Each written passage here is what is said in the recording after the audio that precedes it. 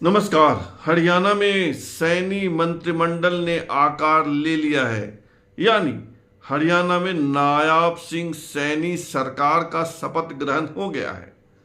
सैनी सहित कुल 14 मंत्री बने हैं और इतने ही बन सकते थे, इससे ज्यादा की गुंजाइश नहीं थी।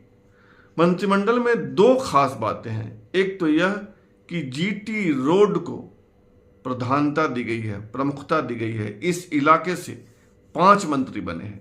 और दूसरी महत्वपूर्ण बात है कि सभी जातियों का ख्याल रखा गया है। जातियां चुन चुन कर मंत्री बनाए गए हैं।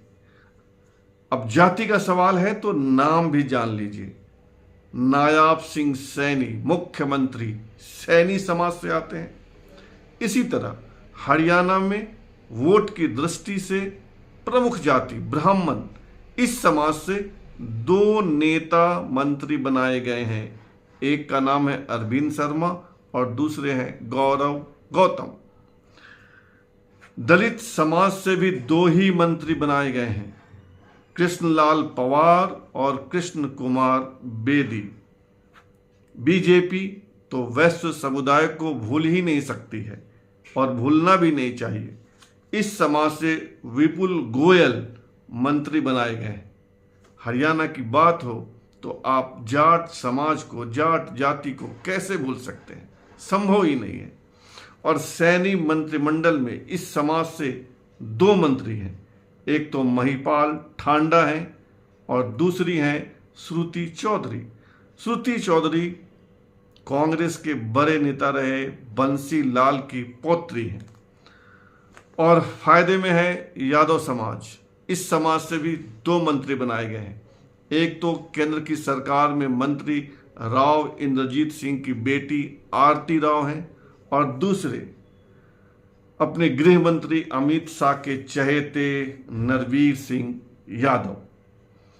हरियाणा में राजपूत समाज से भी एक मंत्री बनाए गए हैं, श्याम सिंह राणा।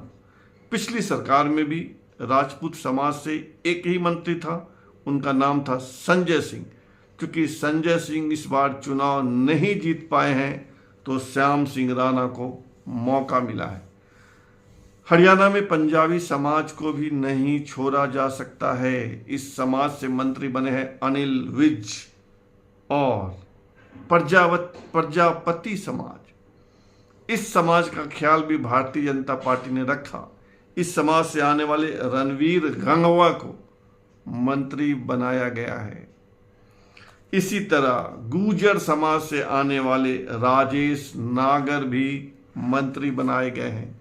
यानी नायाब सिंह सैनी की सरकार में, हरियाणा में बीजेपी की सरकार में 36 बिरादरी का ख्याल रखा गया है। हरियाणा की सरकार मुसलमानों को भूल गई और अक्सर भूल जाती है। इस पार्टी में उनके लिए कम जगह है। इन्होंने किसी मुस्लिम को टिकट भी नहीं दिया था और किसी को मंत्री भी नहीं बनाया।